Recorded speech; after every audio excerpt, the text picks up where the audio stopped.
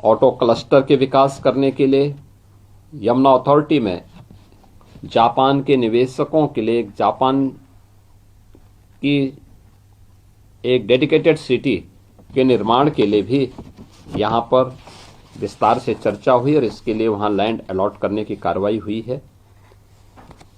इसमें मुख्य रूप से हम लोगों को जो अब तक यहाँ प्रस्ताव प्राप्त हुए हैं, मुझे प्रसन्नता है कि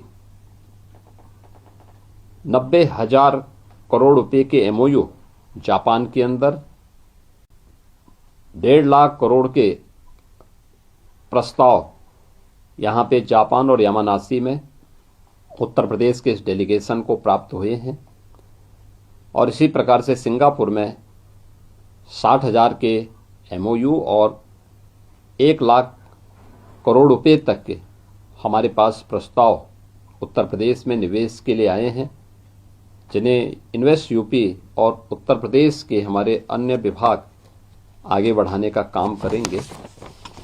इसके साथ ही इस पूरे कार्यक्रम के दौरान हम लोगों ने ये भी देखी है कि जो एक परसेप्शन लॉ, बेहतर रूल ऑफ लॉ का परिणाम क्या होता है, ईज ऑफ डूइंग बिजनेस, जिस पर पहले दिन से प्रधानमंत्री जी का फोकस रहा है, उसका परिणाम क्या होता है। टेक्नोलॉजी का उपयोग करके ट्रांसफॉर्मेशन का परिणाम क्या होता है। दुनिया ट्रस्ट करती है और वो ट्रस्ट मुझे दोनों देशों में देखने को मिला है। हमने ईज ऑफ डूइंग बिजनेस में टॉप अचीवर स्टेट के रूप में यूपी को स्थापित किया। रूल ऑफ लॉ के अनुसार उत्तर प्रदेश के अंदर बेहतर कानून व्यवस्था की स्थिति दी। आज परिणाम है दुनिया का निवेशक यूपी के अंदर आना चाहता है। स्वयं यामानासी के माननीय गवर्नर अपने साथ में अगस्त में 200 जापान के सीईओज और को लेकर के यूपी के अंदर आ रहे हैं, जो जापान के भारी भरकम निवेश की उन संभावनाओं को आगे बढ़ाने के लिए यूपी के साथ मिलकर के काम करने के इच्छुक हैं।